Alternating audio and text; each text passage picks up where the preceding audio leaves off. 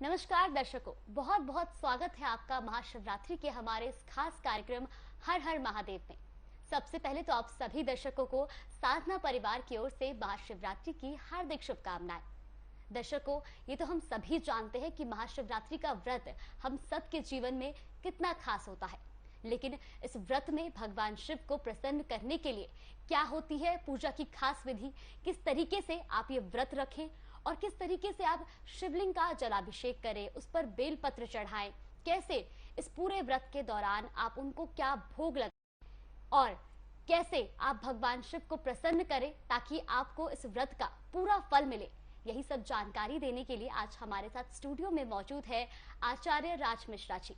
तो चलिए बिना देरी किए आचार्य जी का स्वागत कर लेते हैं। आचार्य जी, बहुत बहुत स्वागत है आपका हमारे इस खास कार्यक्रम में। जय श्री राम। धन्यवाद।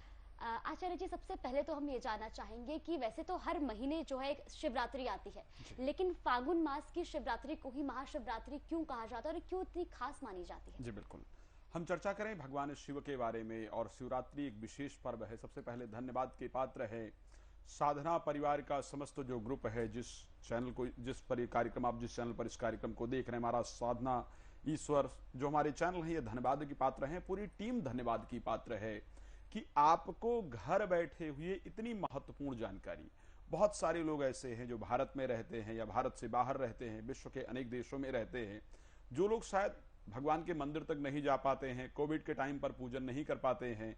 तो ये कार्यक्रम आप समझ लीजिए, आपने यदि पूरी तरह इस कार्यक्रम को श्रद्धा पूर्वक देख भी लिया तो आप उस फल की प्राप्ति कर सकते हैं जिसको आप प्राप्त करना चाहते हैं। श्री रामचरितमानस के अंतर्गत गोस्वामी तुलसीदास जी ने बहुत सुंदर शब्दों में कहा है कि यह उमा शंभु विवाह जे नर कहीं सुनई जगावही, कल्याण काज विवाह मंगल सर्वदा सुख पावही।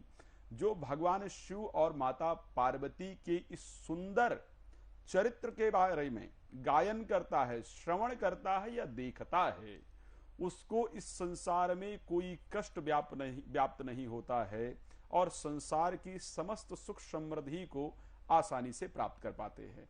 तो मैं धन्यवाद दूंगा अपने साधना परिवार को, साधना ग्रुप को, जो सदैव आप तक धर्म से जुड़ी हुई प्रत्येक जानकारी और सटीक जानकारी आप तक पहुंचाने का प्रयास करता है। तो सबसे पहले आप सभी लोग धन्यवाद के पात्र हैं।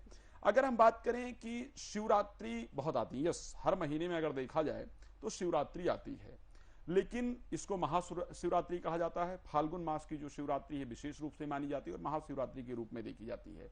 जिस प्रकार शास्त्रोक्त विधान है कि फाल्गुन मास में कृष्ण शिवरात्रि को, त्रयोदशी और चतुर्दशी का जो आपस में संगम होता है उसको शिवरात्रि कहा जाता है।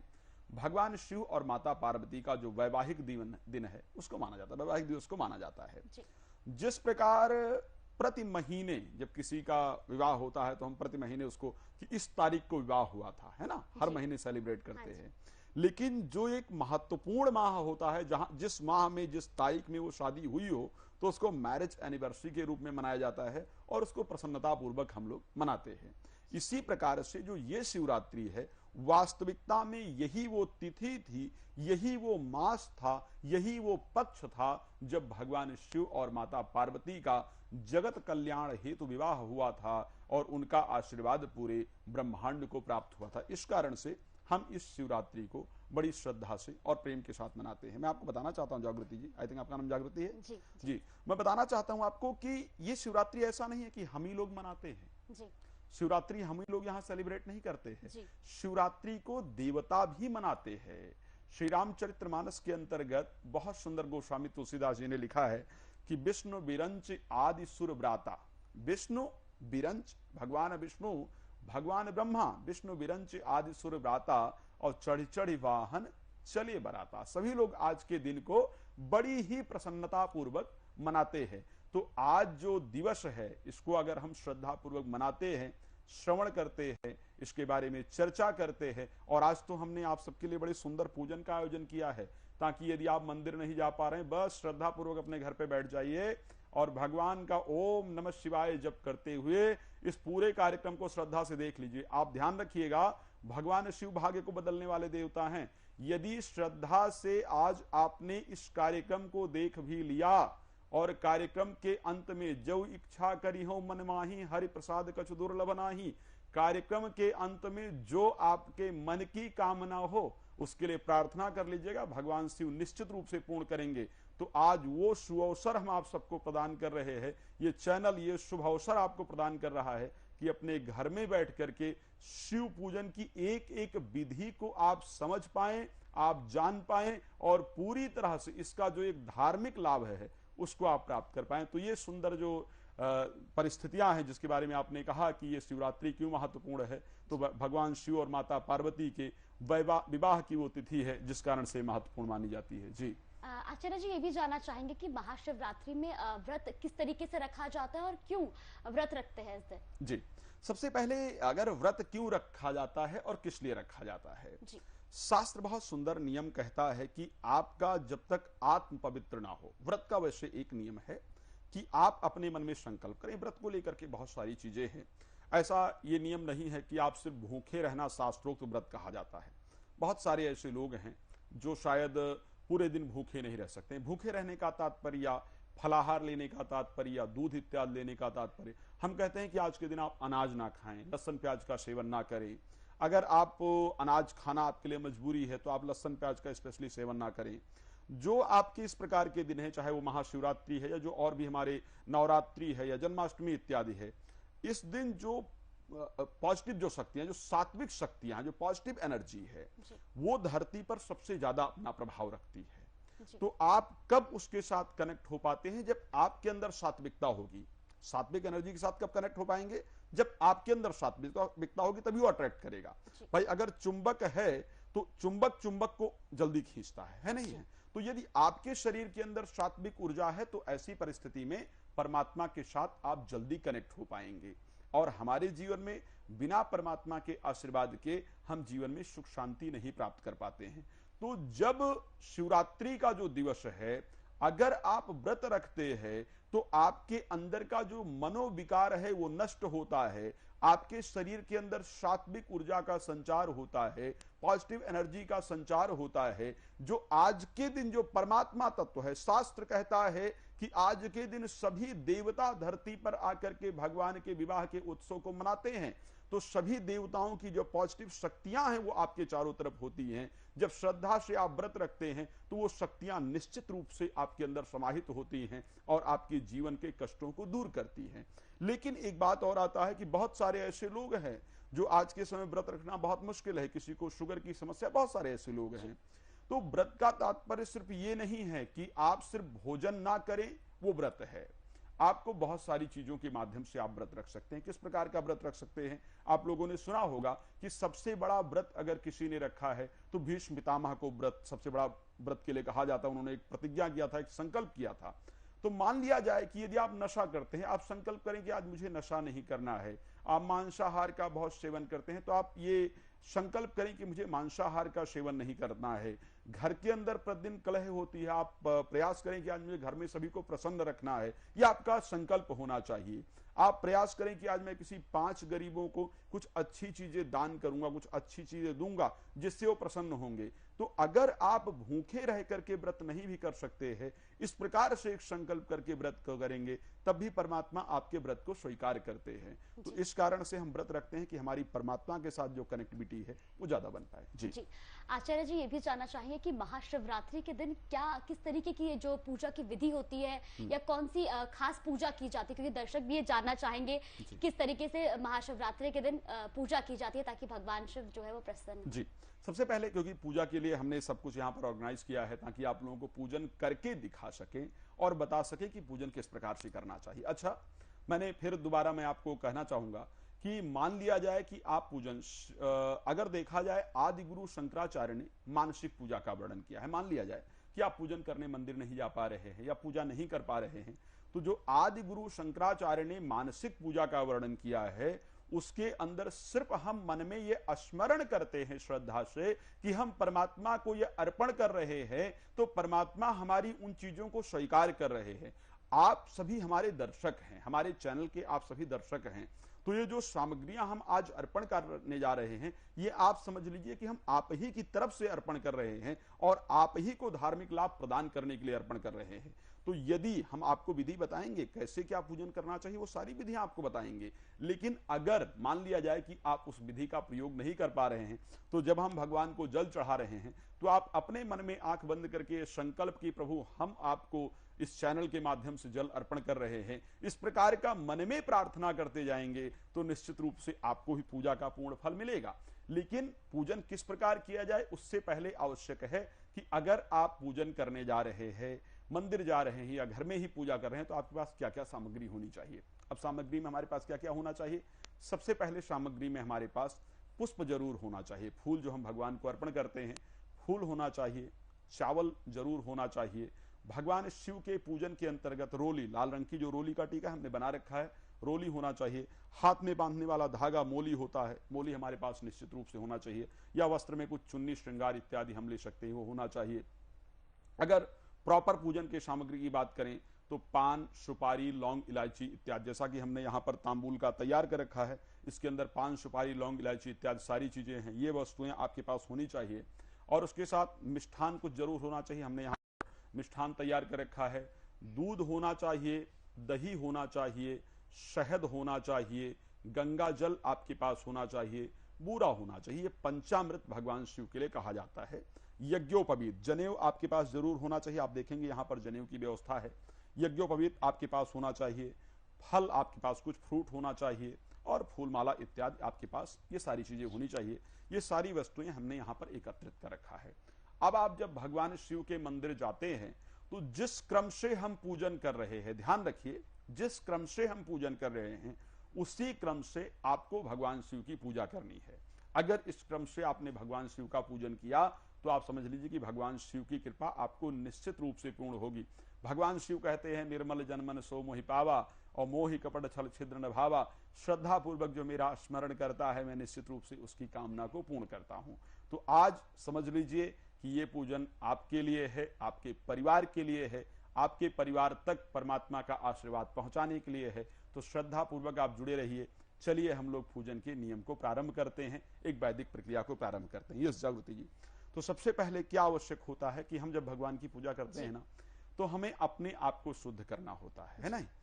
शास्त्र कहता है कि जितासनो जित श्वासो जित संगो जितेंद्रिया, अदृढ़ हतो ज्ञानम प्रमादेन हतो श्रुतम संदिग्धो हतो मंत्र व्याघ्र चित्तो हतो जपा। यदि आप भगवान की जब पूजा कर रहे हैं, अपने आप को मानसिक रूप से यदि उस पूजन में सम्मिलित नहीं कर पाते हैं, तो समझ लीजिए कि आपने सामान का पैसा नष्ट कर दिया, आपने अपना समय नष्ट किया। तो सबसे पहले हम वस्त्र इत्यादि पहन करके तैयार होते हैं, लेकिन हमें अपने अंतर आत्मा को शुद्ध करना होता है, अपने आप को पवित्र करना होता है। तो वैदिक मंत्रों के माध्यम से सबसे पहले हम अपने आप को यहाँ पर पवित्र करने का प्रयास करेंगे। आप लोग महसूस करेंगे कि ये जल आप तक भी पहुंच रहा है और आप लोग पवित्र हो रहे हैं। तो आइए प्रारंभ करते हैं। बोले श्री शंकर भगवान की जय, देवाधिदेव महादेव की जय। ओम अपवित्रः पवित्रो वा सर्वावस्थांगतो विवह यः स्मरेत पुंडरीकाक्षं शवाह्याभयंतरः शुचिः त्रियाचमन्यम्। ओम केशवाय नमः, माधवाय नमः, नारायणाय नमः। त्रियाचमन्यम पी लीजिए, फिर हाथ धो लेंगे। अब जब आप मान लिया जाए कि आप पूजन करने जा रहे हैं या किसी मंदिर जा रहे हैं, तो क्या करेंगे। आप रास्ते में गए हैं तो मंदिर पहुंच करके वहां भी जो पानी इत्यादि की व्यवस्था है उससे अपने ऊपर छींटा लगा लें। घर में बैठे हैं तो भी ऐसे जल का छींटा लगा लें, और जल का छींटा लगाने के बाद 3 बार लेफ्ट हैंड से पानी राइट हैंड में डालें। केशवाय नमः, फिर माधवाय नमः, फिर नारायणाय नमः। बोल भी सकते हैं, नहीं भी बोले बिना 3 बार पानी डाल के आचमन कर लें। फिर ऐसे दोबारा हाथ में जल लेकर के और हाथ धो लें। आप हाथ धोएंगे, यस, हाथ धो लीजिए। और फिर थोड़ा सा तिलक आपको लगाना होगा अपने मस्तक पर। आप प्लीज थोड़ा सा तिलक लेकर के अपने माथे पर हल्का सा टीका लगा सकते हैं। यस, तो ऐसे हल्का सा तिलक आप लोग भी, क्योंकि हम जब भगवान की पूजा करते हैं तो हमें पूरी तरह से अपने आप को तैयार करके फिर भगवान का पूजन करना चाहिए। तो इस प्रकार अपने आप को हमने तैयार किया सुंदर वस्त्र इत्यादि के माध्यम से। अब इसको करने के बाद हम लोग दीप प्रज्वलित करेंगे, है ना जी। ॐ चन्द्रमः मनसो जातश्चक्षुः सूर्यो अजायतः श्रोत्रा द्वायुश्च प्राणस्य मुखादग्निरजायतः दीपज्योतिर्परं ब्रह्मा दीपो ज्योतिर्जनार्दनः दीपो हरतमे पापम दीपो ज्योतिर्नमोस्तुते। एक बात मैं आप सबको और कहना चाहूंगा, मैं प्रत्येक चीज में मंत्र का प्रयोग कर रहा हूं। आप लोग सोच रहे होंगे कि हो सकता है हम मंत्र का प्रयोग नहीं करेंगे तो परमात्मा खुश ना हो, ऐसा हो सकता है, लेकिन ऐसा बिल्कुल नहीं है। आपको मंत्र आता है या नहीं आता है इसका फर्क नहीं पड़ता है।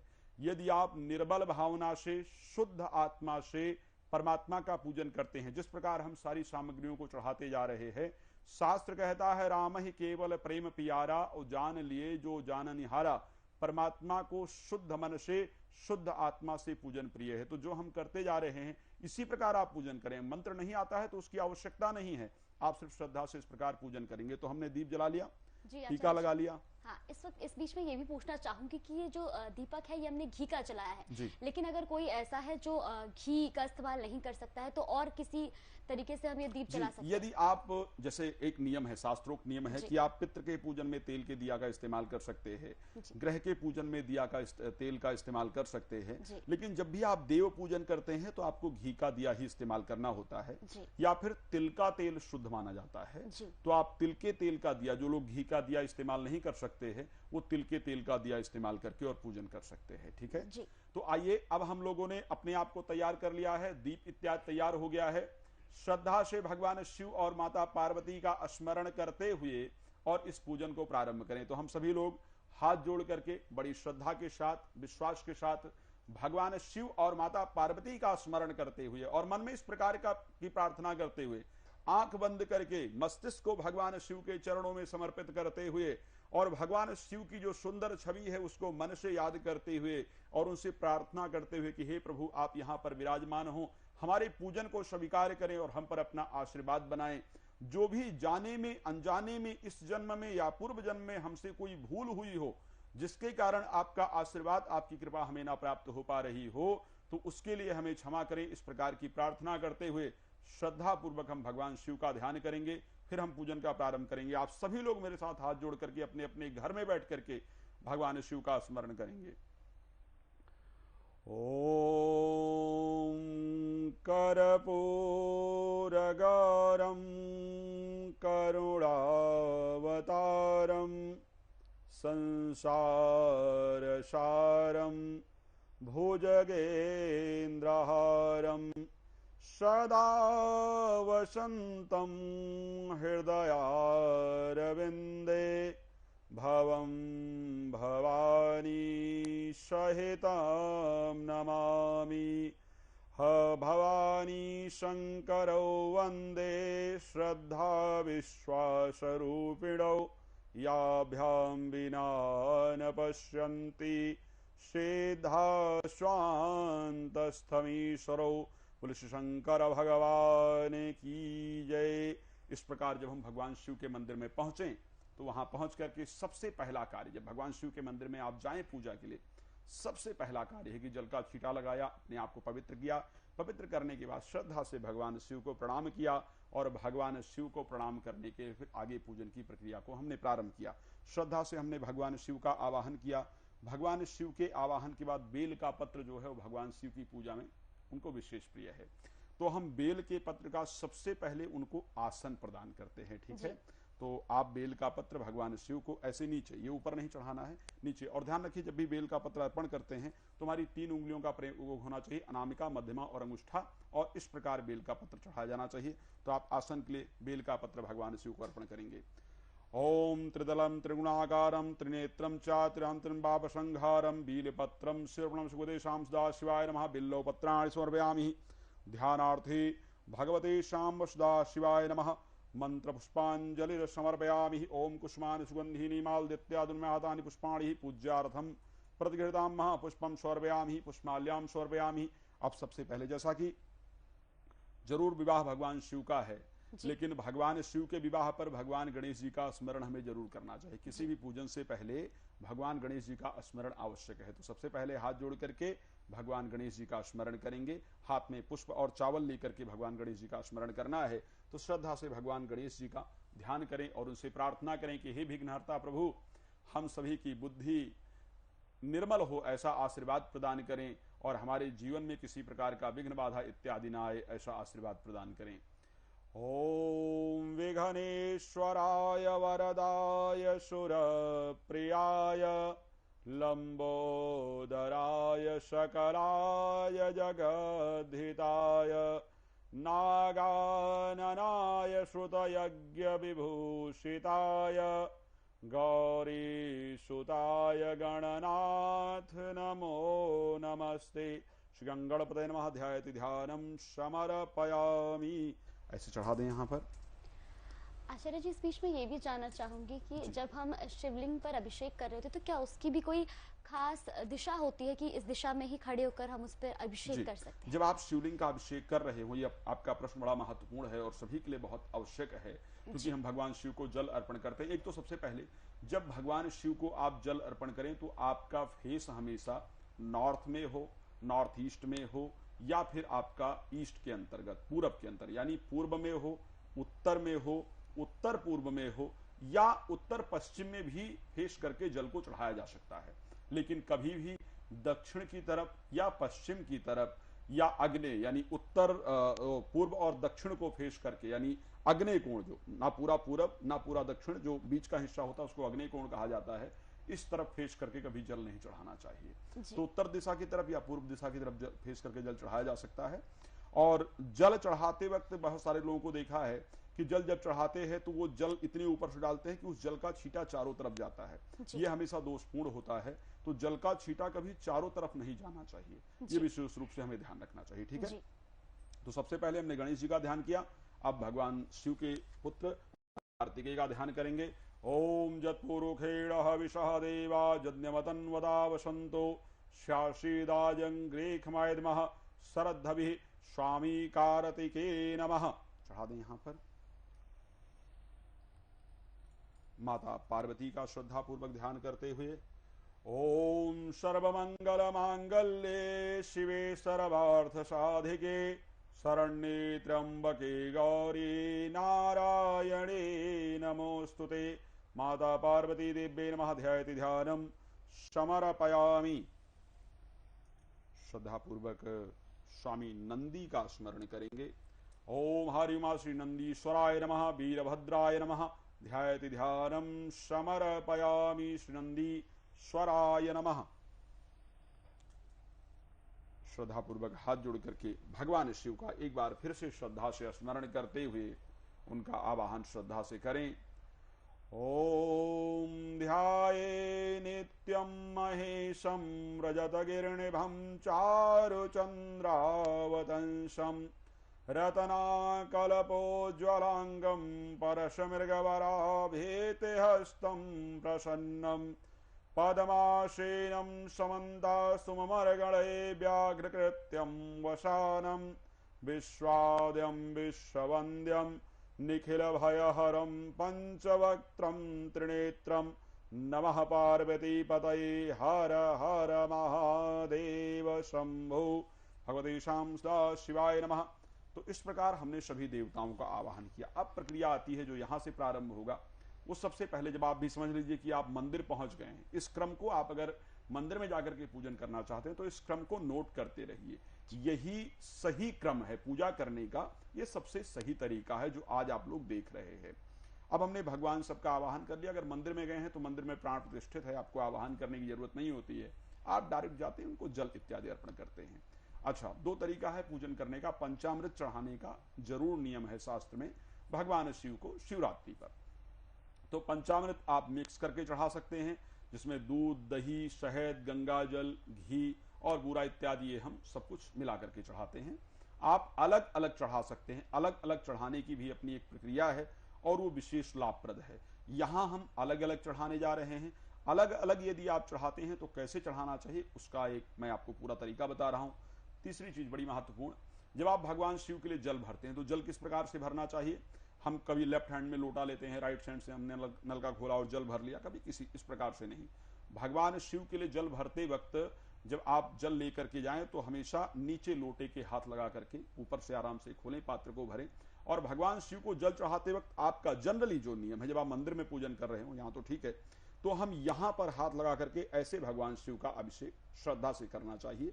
ये एक भगवान शिव को हम श्रद्धा अर्पण कर रहे होते हैं अपनी, तो इस प्रकार की प्रक्रिया हमें करनी चाहिए। अब आप जल अर्पण करेंगे, जल का लोटा ये है जहां से थोड़ा सा जल भगवान शिव को आप श्रद्धा से अर्पण करेंगे। आप चाहें तो पुष्प और ये निकाल सकते हैं नीचे, ये दोनों, हाँ ये पत्ता निकाल के नीचे रख दीजिए और फूल भी निकाल के नीचे रख देंगे। यस, हाँ फूल भी निकाल के नीचे रख देंगे और भगवान शिव को थोड़ा सा, बहुत ज्यादा जल अर्पण नहीं करेंगे, थोड़ा सा जल अर्पण करेंगे। ओम हरि ओम मा ओम सहस्रशीरिखः पुरुखः सहस्राक्षः। इस प्रकार सबसे पहले हम भगवान शिव को जल, अपने पास जल रख लीजिए, जल अर्पण करते हैं। जल अर्पण करने के बाद क्या चढ़ाना चाहिए? दूध चढ़ाना चाहिए। हमारे पास दुग्ध रखा हुआ है, दूध आप चढ़ाएंगे। ओम हरि ओम मा ओम नमस्ते रुद्रमन्य उतोतैखवे नमः बाहुभ्याम उदते नमः जाते रुद्र शिवातनुरघोरा पापकाशिनी उपदेशां सदा शिवाय नमः। पयाभिषेकम समर्पयामि। दुग्ध अर्पण करने के बाद फिर दोबारा से, ये क्रम आपको हमेशा ध्यान रखना होता है कि जब भी आप एक चीज चढ़ाते हैं उसके बाद आपको जल जरूर अर्पण करना होता है। दूध के बाद फिर थोड़ा सा जल अर्पण करेंगे।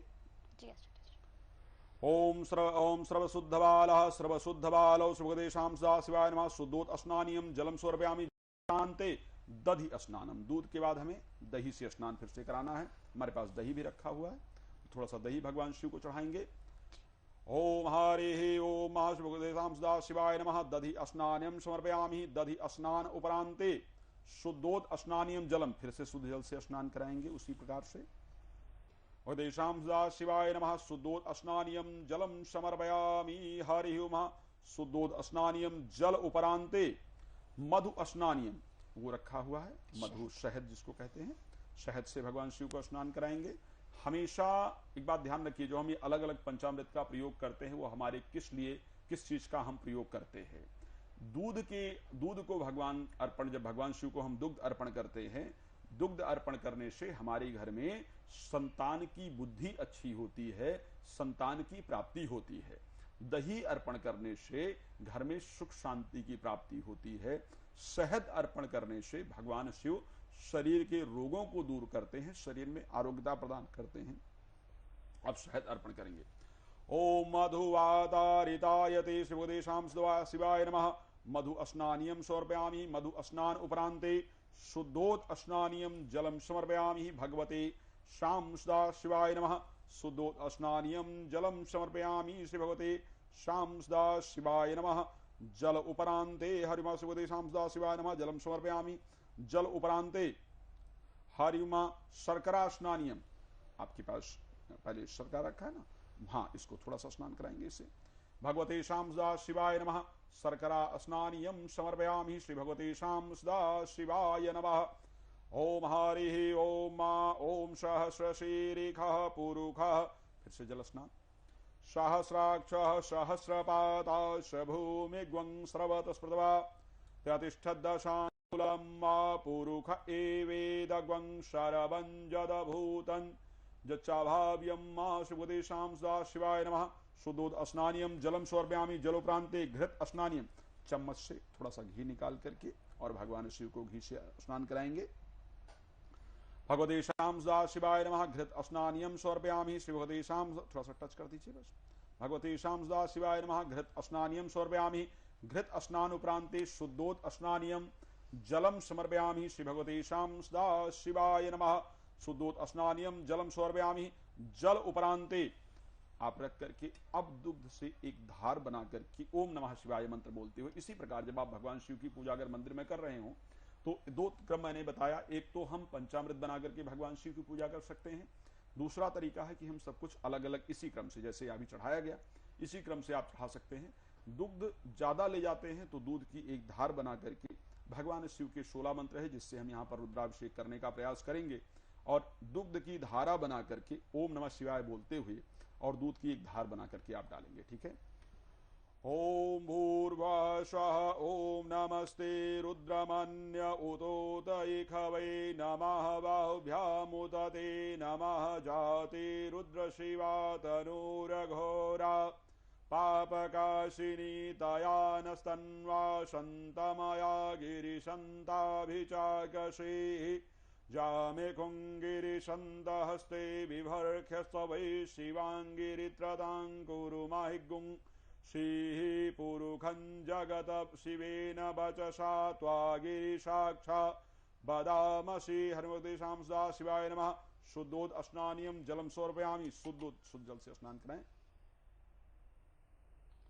शुद्धोद स्नानियम जलम समर्पयामि श्री भगवते शाम सदा शिवाय नमः। शुद्धोद स्नानियम जलम समर्पयामि। इस प्रकार यदि आपने घर में शिवलिंग रखा हुआ है, अगर आप किसी मंदिर में जाकर के पूजन कर रहे हैं तो मंदिर में इसी क्रम से आप सब कुछ चढ़ाने के बाद उसके बाद आप फूल इत्यादि जो अब हम चढ़ाने चलेंगे आप उसको चढ़ाएंगे।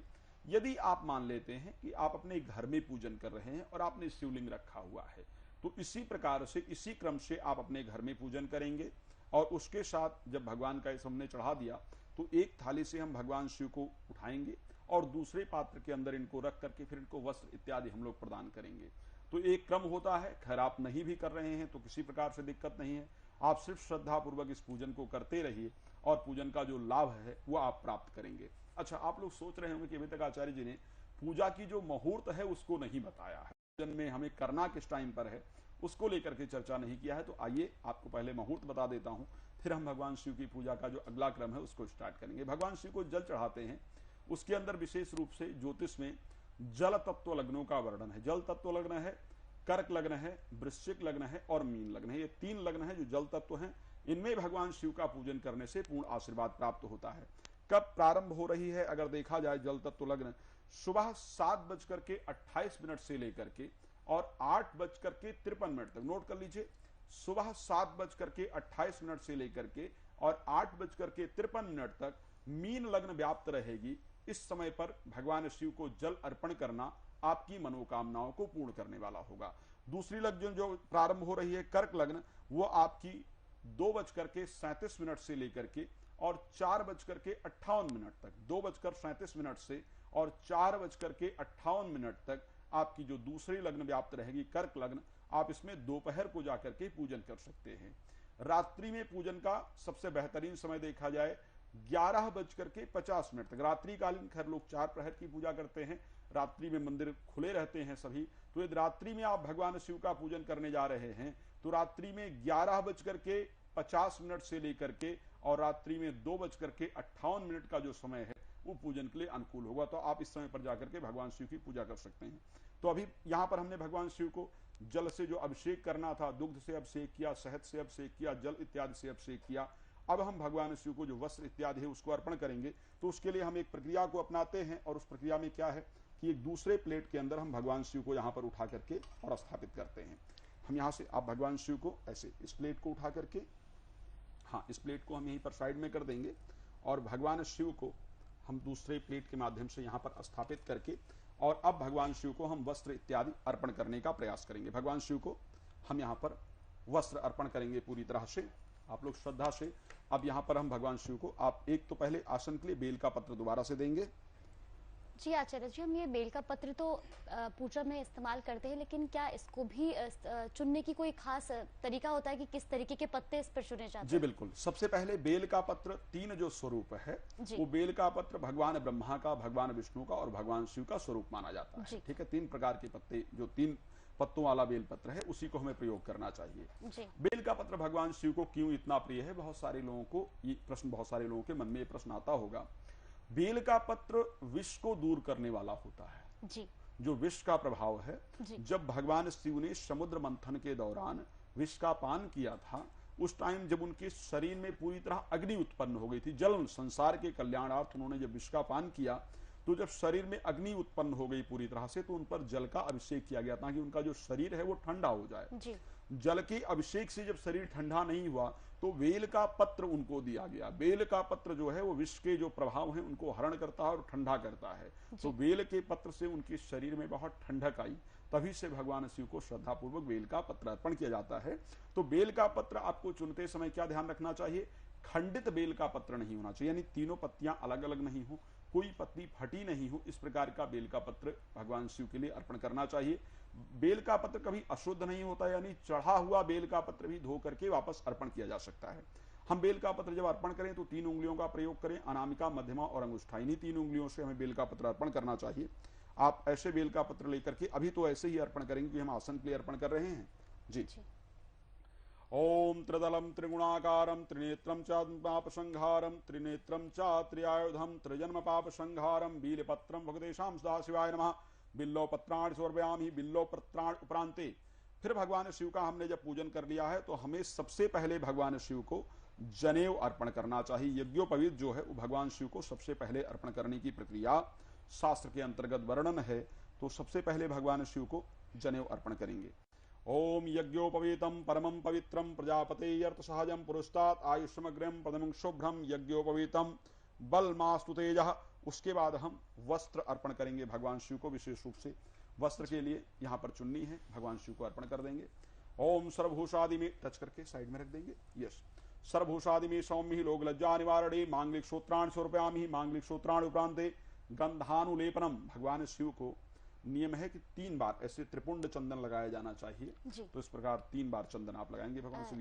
ये छोटी वाली जो हमारी रिंग फिंगर जिसको हम कहते हैं, अनामिका उंगली जिसको शास्त्र में कहा जाता है, इसका प्रयोग करते हुए आपको 3 बार ऐसी लाइन के साथ भगवान शिव को चंदन। ओम त्रिदलम त्रिगुणाकारम त्रिनेत्रम त्रिजन्म पाप संहारम बीलपत्रम शिवर्पणम अखंडई बील। उसके बाद भगवान शिव को एक लाल टीका, बीच में अर्धनारीश्वर कहे जाते हैं भगवान शिव, तो छोटा सा एक लाल टीका लेकर के भगवान शिव को अर्पण कीजिए। ओम हरिमा सुगदेशाम सदा शिवाय नमः। श्रीखंड चंदन समर्पयामि श्रीखंड चंदन उपरांते कुसुमानि सुगंधीनि मालदित्यादीनि प्रभु मया हतानि पुष्पाणि पूज्यार्थम प्रतिगृतामः पुष्पं समर्पयामि पुष्पमाल्यां च समर्पयामि। पुष्प की माला भगवान शिव को अर्पण करें। मैं दोबारा आप सबको एक बात बता रहा हूं, यहां पर जो हम क्रम का प्रयोग कर रहे हैं, आपको विशेष क्या ध्यान रखना है कि जब जब हम जो चीजें चढ़ा रहे हैं उसी प्रकार से आपको चीजों को अर्पण करना है। मंत्र महत्वपूर्ण नहीं है, श्रद्धा और नियम महत्वपूर्ण है। तो इसीलिए हम आपको ये नियम दिखाने का प्रयास कर रहे हैं कि इस नियम के अंतर्गत यदि आप पूजन करेंगे तो आप पूर्ण फल को प्राप्त करेंगे। हाँ, मैंने फिर दोबारा बताया है आपको कि यदि आप नहीं भी कर पा रहे हैं तो सिर्फ इस कार्यक्रम को ये देखेंगे तो श्री रामचरितमानस में गोस्वामी तुलसीदास जी ने ये वचन दिया है कि सिर्फ देखने से आपको निश्चित रूप से लाभ होगा। ठीक है, तो इस प्रकार से अर्पण करते हुए भगवान शिव को धतूरा अर्पण करेंगे। ओम जत्पुरुखेण हविषः देवा यज्ञमतन्वता वसंतो श्याशीदाजंग्रीखमायदमः श्रद्धवी श्री भगवतेषां सदा शिवाय नमः। भांग जिसको संस्कृत के अंदर विजयन कहा जाता है, ये भगवान शिव को अर्पण किया जाएगा। ओम विजंधनु कपर्दिनो विशल्यो बाणवः भगवतेषां सदा शिवाय नमः। उसके बाद भगवान शिव को बेलपत्र, अच्छा बेलपत्र चढ़ाते वक्त ये पीछे का जो पार्ट होता है बेल इसका लकड़ी का, उसको तोड़ देना चाहिए। और अब बेल आप ऐसे चढ़ाएंगे बेल का, ठीक है, 3 उंगलियों का प्रयोग करते हुए। ओम त्रिदलम त्रिगुणाकारम त्रिनेत्रम चातनम त्रियायुधम त्रिजन्म पाप संहारम। ऊपर भगवान शिव के शिवलिंग के ऊपर चढ़ाना है। त्रिदलम त्रिगुणाकारम त्रिनेत्रम चातन पाप संहारम बीलपत्रम शिवर्पणम अखंडई बीलपत्रैश्चा पूजयति शिव शंकरम कोटि कन्या महादानम बीलपत्रम शिवर्पणम भगवतेषां सदा शिवाय नमः। बिल्लोपत्राणि समर्पयामि। जो शास्त्र में कहा गया है कि जो बिल्ल का पत्र है, बिल्लो पत्र है, वो आपके 3 जन्मों के पाप को नष्ट करने वाला है। त्रिदलम त्रिगुणाकारम त्रिनेत्रम चा त्रियायुधम त्रिजन्म पाप संहारम। यदि हमने जो हम इस जीवन में कष्ट को भोगते हैं या संकट को भोगते हैं, तो जनरली आप समझ सकते हैं कि बहुत सारे बच्चों ने ऐसा जन्म लिया जिनको जन्म होने के बाद बहुत को बहुत सारा सुख प्राप्त होता है, लेकिन बहुत को दूध भी नसीब नहीं होता है। तो आखिर ऐसा हमने क्या गलती किया भाई? पूर्व जन्म से हम इस जन्म में आए, अभी तो हमने इस जन्म में कोई कर्म भी नहीं किया, तो हमें कष्ट क्यों प्राप्त हो रहा है? यानी जो पास्ट लाइफ का हमारा कर्म है वो हमारा यहां तक पीछा कर रहा है।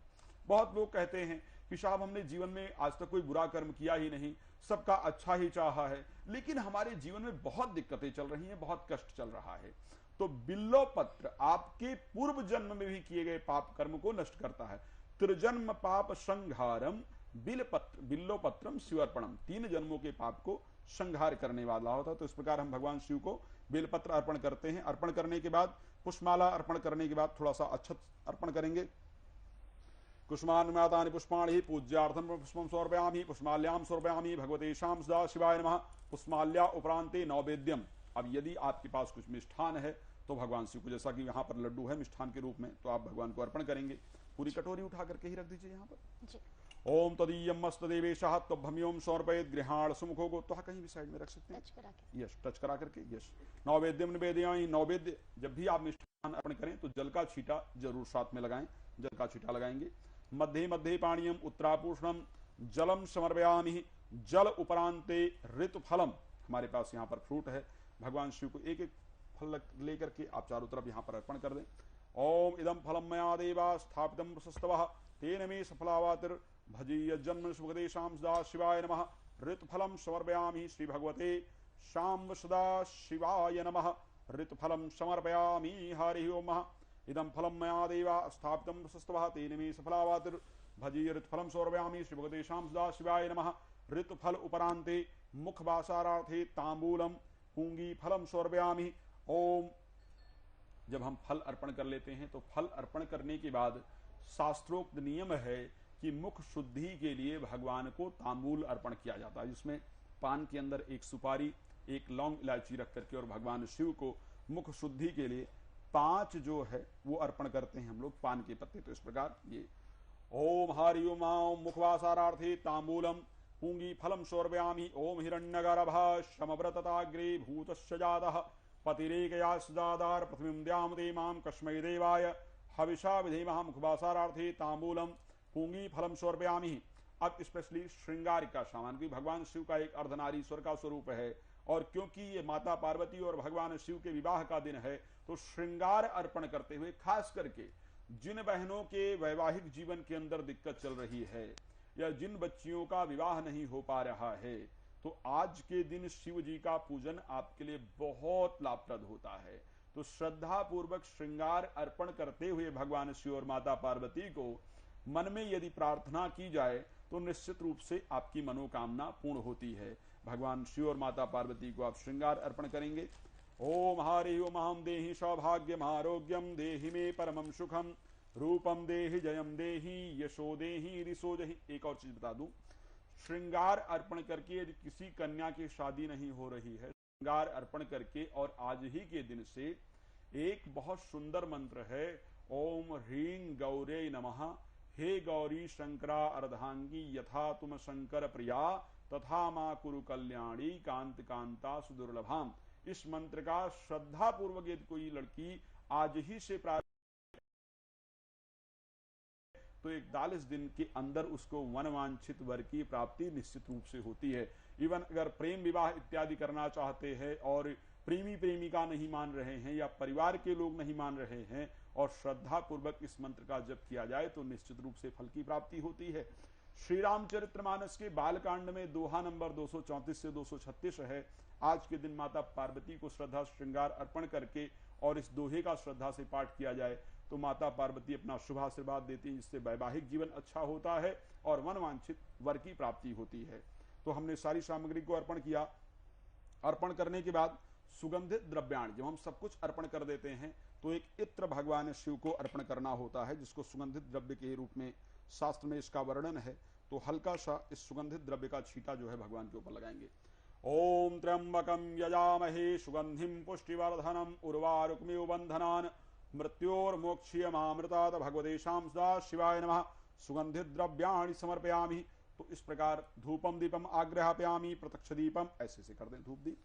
प्रत्यक्ष दीपम सम दर्शयामि श्री भगवते शाम सदा शिवाय नमः। तद उपरांते नमस्कारम करोम्यहम। तो ये शास्त्रोक्त विधि के अनुसार पूजन की पूरी प्रक्रिया है। इसी प्रकार से सूक्ष्म, खैर बड़े रूप में तो रुद्राभिषेक इत्यादि बड़े प्रारूप में किया जा सकता है, इसमें कोई दो राय नहीं है, लेकिन ये पूजन की एक प्रक्रिया है जिसको आप प्रतिदिन अपना सकते हैं। हम लोगों ने यहाँ पर मंत्रों का प्रयोग करते हुए समझाते हुए किया है, इसलिए थोड़ा समय ज्यादा लगा है। आप साधारण रूप में सिर्फ अगर क्रिया का प्रयोग करेंगे तो इतना समय आपको नहीं लगेगा। और उसके साथ हमने सारे पूजन को किया। अब हाथ जोड़ करके भगवान शिव को प्रणाम करेंगे। आप सभी लोग घर में बैठ करके, आप समझ लीजिए अगर आपने घर में बैठे हैं, पूजन को पूरा देखा है, तो आपने पूरे पूजन का फल प्राप्त कर लिया। अब आंख बंद करके, मैं निश्चित रूप से कह सकता हूं, आंख बंद करके श्रद्धा से हाथ जोड़ करके भगवान शिव को प्रणाम कर लीजिए और जो भी कामना मन की है, जो भी प्राप्त करना चाहते हैं, उसके लिए श्रद्धा से भगवान शिव से प्रार्थना कर लीजिए। आप देखिए आपकी मनोकामना बहुत जल्द भगवान शिव की कृपा से पूर्ण होगी। आइए हम सभी लोग हाथ जोड़ करके अपने मस्तिष्क को भगवान शिव के चरणों में लगाते हुए, बंद आंखों से भगवान शिव का दर्शन करते हुए और इस प्रकार की प्रार्थना करते हुए कि भगवान शिव हमारे समक्ष हैं, हाथ जोड़ करके प्रार्थना करें। ओम करचरण कृतं वा कायजं कर्मजं वा श्रवणनयनजममानछं वा पराधं विहितं विहितं वा श्रवमेतत्क्षमस्व। जय जय करुणाब्धे श्री महादेव शंभु। बोले श्री शंकर भगवान की जय। अब बहुत सारे लोगों के मन में प्रार्थना आ रही कि आचार्य जी ने कोई विशेष मंत्र इत्यादि तो बताया नहीं। विशेष मंत्र यदि वैसे देखा जाए तो भगवान शिव का ओम नमः शिवाय का जप करना बहुत लाभप्रद है। पूजन करने के बाद 5 मिनट ओम नमः शिवाय मंत्र का जप करें। लेकिन एक बहुत सुंदर मंत्र बता रहा हूं, इस शिवरात्रि पर यदि इसको करेंगे तो आपकी मनोकामना पूर्ण होगी। ओम नमः शिवाय शांभवे करकेशाय नमो नमः। दोबारा नोट कर लीजिए, ओम नमः शिवाय शांभवे करकेशाय नमो नमः। यदि श्रद्धा पूर्वक इस मंत्र का आज 108 बार जप करेंगे तो निश्चित रूप से भगवान शिव माता पार्वती की कृपा आपको प्राप्त होगी और आपकी मनोकामना पूर्ण होगी। जय श्री राम। ओम नमः शिवाय। आचार्य जी, वैसे तो हर किसी के लिए जो महाशिवरात्रि का व्रत होता है वो बेहद खास होता है, लेकिन फिर भी माना जाता है कि जो जिनकी शादी नहीं होती उन कन्याओं के लिए ये व्रत बेहद खास होता है। तो किस तरीके से उनके लिए खास माना जाता है? देखिए, क्योंकि भगवान शिव एक ऐसे देवता हैं, क्यों हमारे जीवन में रुकावट आती है, क्यों हमारे जीवन में अवरोध आता है। जब भी हम कोई हमारा भाग्य साथ नहीं दे रहा होता, कुछ ना कुछ पास्ट लाइफ में हमने ऐसा किया होता है जिसका फल हमें जीवन में मिल रहा होता है। तो भगवान शिव एक ऐसे देवता हैं जिनको श्री रामचरितमानस में भी गोस्वामी तुलसीदास जी ने कहा है कि जौ तप करें कुमारी तुम्हारी भाभ्यु मेट सके त्रिपुरारी। भगवान शिव भाग्य को बदल सकते हैं। तो इसीलिए हम अपने भाग्य को परिवर्तित करने के लिए भगवान शिव और माता पार्वती, और कोई देवता नहीं जो भाग्य को परिवर्तित कर सके। भगवान शिव से जब भी कोई कन्या जाकर के श्रद्धा पूर्वक प्रार्थना करती है तो माता पार्वती और भगवान शिव उसके भाग्य को बदलते हैं। जब कोई कन्या व्रत को करती है, कोई भी व्रत करे श्रद्धा पूर्वक, और दूसरा अगर शास्त्र के अंतर्गत सबसे सुखद वैवाहिक जीवन देखा गया है तो भगवान शिव और माता पार्वती का देखा गया है। आज शायद हम लोग पति पत्नी घर में बैठ करके मुझे लगता है 1 घंटा आपस में बात नहीं कर पाते हैं और लड़ाई हो जाती है। जबकि पूरा श्री रामचरितमानस, पूरा जो रामायण है, माता पार्वती ने भगवान शिव से पूछा और भगवान शिव ने पूरा श्री रामचरितमानस माता पार्वती को सुनाया। इतनी लंबी चर्चाएं हुई। पूरी भागवत माता पार्वती ने भगवान शिव से पूछा और भगवान शिव ने पूरा जो भागवत है माता पार्वती को सुनाया। तो भगवान शिव और माता पार्वती का कन्याएं व्रत रखती हैं तो भाग्य को परिवर्तित करके उनको एक सुंदर वर प्रदान करते हैं, मनवांछित वर की प्राप्ति करवाते हैं। दूसरा, उनका जो भाग्य है उसको बदल करके आफ्टर मैरिज भी, विवाह के बाद भी आपस में प्रेम और श्रद्धा एक दूसरे पर बनी रहे, ऐसा आशीर्वाद देते हैं। तो इस कारण से करती हैं। जी आचार्य जी, मैंने अक्सर मंदिर में भी देखा है कि हम जब शिवलिंग पर जलाभिषेक करें तो उसके उपरांत कई लोग ऐसे होते हैं जो शिव जी के अगल बगल जो मूर्तियां रखी होती हैं, गणेश जी की या नंदी जी की, हाँ, उनके ऊपर भी लोग जलाभिषेक करते हैं। तो उसका क्या महत्व होता है? जी बिल्कुल, जैसे हम जब भगवान शिव का पूजन करते हैं तो हम उनके पूरे परिवार का पूजन करते हैं। लेकिन आपने ये प्रश्न पूछ लिया है, शायद ये बहुत इंपॉर्टेंट था, जो दर्शक जानना भी चाहते होंगे कि अगर शिवरात्रि पर हम मंदिर जा रहे हैं तो किस क्रम से जाकर के पूजा करें। तो जब हम पूजा करने जाएं तो सबसे पहले हमें भगवान गणेश जी पर जल चढ़ाना चाहिए, ठीक है। और उसके बाद गणेश जी पर जल चढ़ाने के बाद हमें स्वामी कार्तिकेय पर जल चढ़ाना चाहिए। उसके बाद हमें माता पार्वती को जल चढ़ाना चाहिए, फिर भगवान शिव को जल चढ़ाना चाहिए और अंत में नंदीश्वर को जल चढ़ाना चाहिए। ये पूरा जो नियम है वो पूरी तरह से होना चाहिए। और जैसे हमने प्रयोग किया कि सभी चीजें, तो जो भी चीज आपको अर्पण करनी, चाहे आप दूध चढ़ा रहे हैं, दही चढ़ा रहे हैं, तो इसी क्रम से आपको पूरी तरह से प्रयोग करना चाहिए। तो जब हम भगवान शिव का पूजन करते हैं तो भगवान शिव के समस्त परिवार का पूजन साथ में करते हैं, इसलिए किया जाता है। जी आचार्य जी, अभी तो हमने महाशिवरात्रि की पूरी जो है पूजा करी, लेकिन दर्शक ये भी जानना चाहते होंगे कि जब हम व्रत खोलते हैं तो उस वक्त शिव जी को क्या भोग चढ़ाया जाए कि जो हमारा व्रत है वो सफल हो जाए। सबसे पहले एक बड़ी महत्वपूर्ण बात है, अगर आपके प्रश्न को लेकर के मैं देखूं, कि जब हम व्रत बड़ी श्रद्धा से रखते हैं जी। लेकिन जब व्रत हम खोलते हैं ना तो सारे पकवान और पूरा, मतलब मैंने यहां तक देखा है कि अगर नवरात्रि में उठा करके देखा जाए तो नवरात्रि में लोग सप्तमी या अष्टमी तक व्रत रखते हैं, लेकिन जैसे ही व्रत खुलता है आपको होटलों में आपको भीड़ नजर आने लगती है जी। और मांसाहार और मतलब सब कुछ जो है वो चलता है। जी। तो जब भी आप व्रत रखते हैं ना, तो जब व्रत खोले तो भी इस चीज का बड़ा महत्व होता है, बहुत ध्यान रखने वाली बातें होती है। जी। आपको शुद्ध भोजन, जब आप व्रत खोलें तो शुद्ध भोजन आपको तैयार करना चाहिए।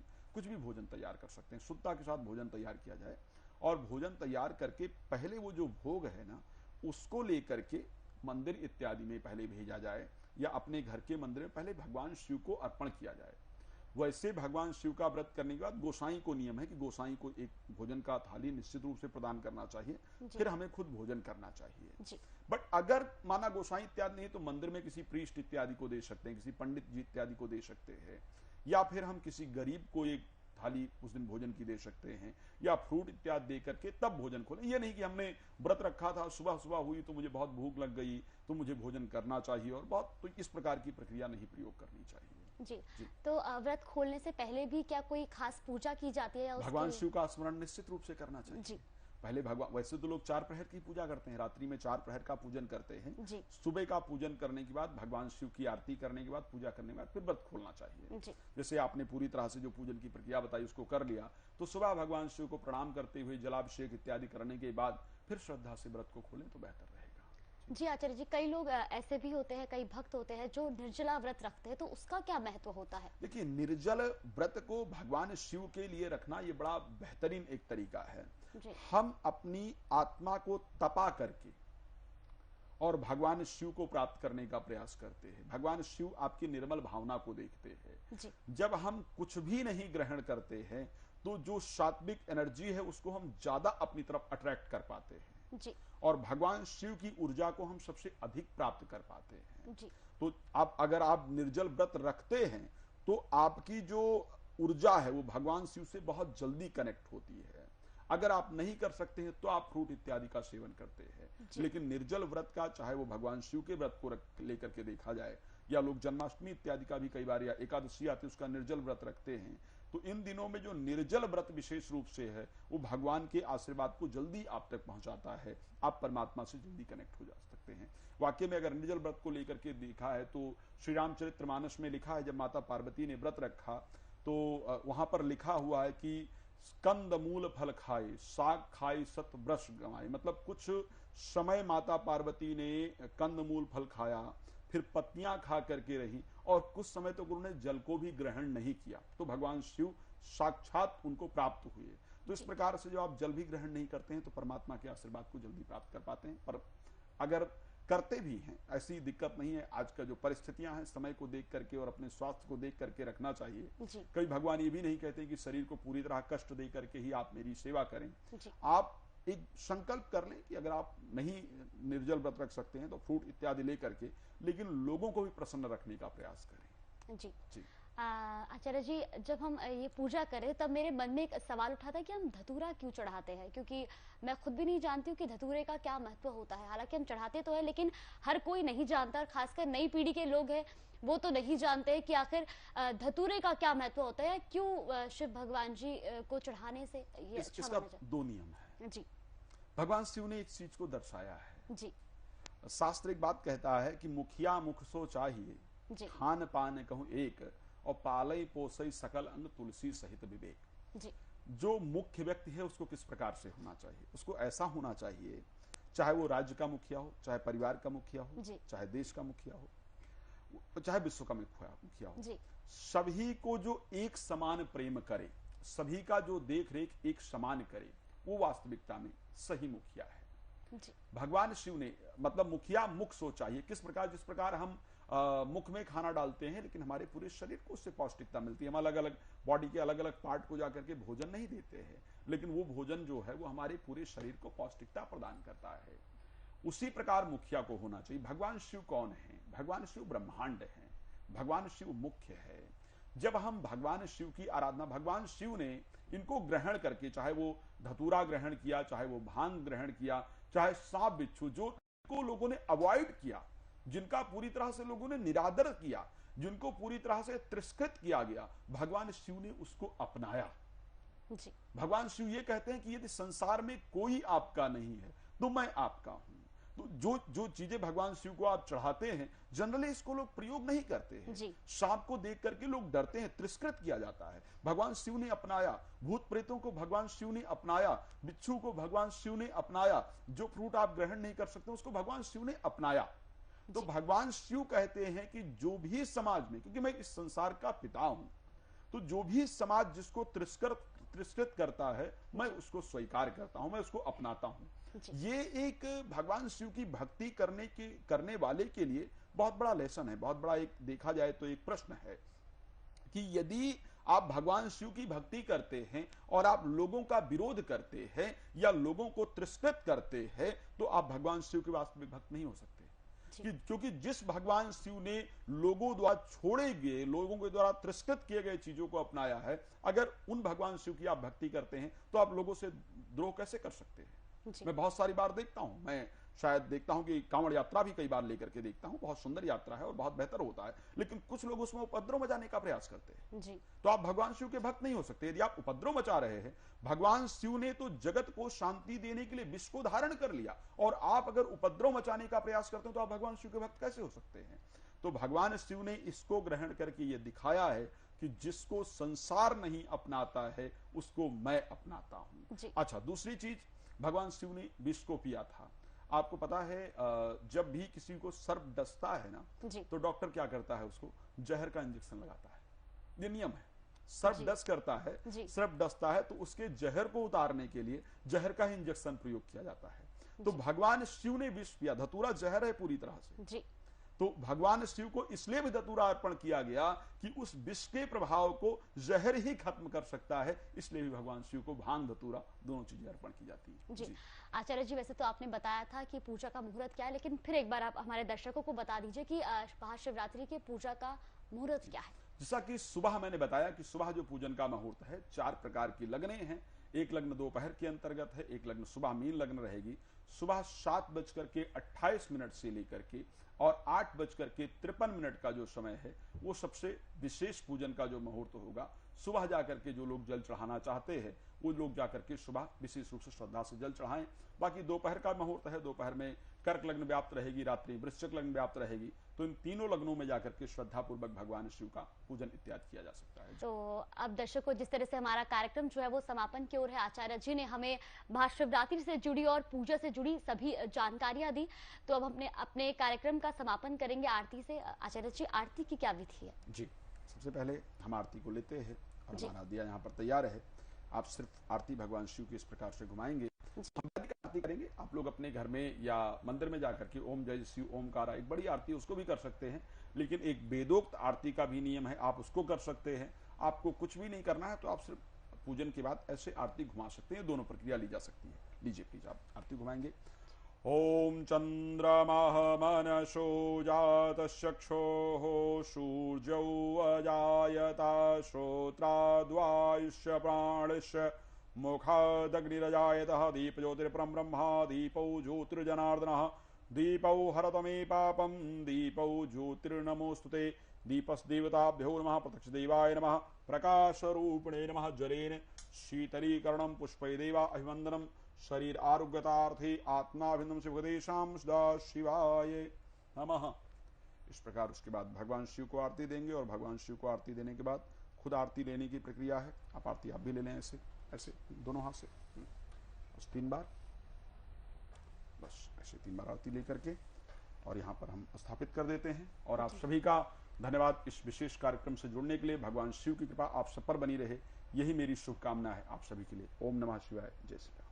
तो दर्शकों, जैसा कि हमने आचार्य राज मिश्रा जी से जाना कि किस तरीके से आप महाशिवरात्रि की ये खास पूजा करें, किस तरीके से आप ये सारी पूजा कर सकते हैं, व्रत करने की क्या विधि है, क्या शुभ मुहूर्त है जिस वक्त आप पूजा कर सकते हैं, और क्या भोग आप शिव जी को चढ़ाएं जिससे कि शिव जी प्रसन्न हो और आपका व्रत सफल हो और आपको आपके व्रत का पूरा फल मिले।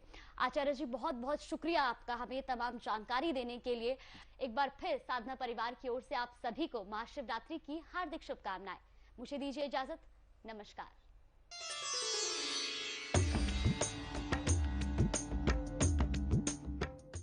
पंजाब है जसप्रीत का ठिकाना, मुंबई है आदर्श का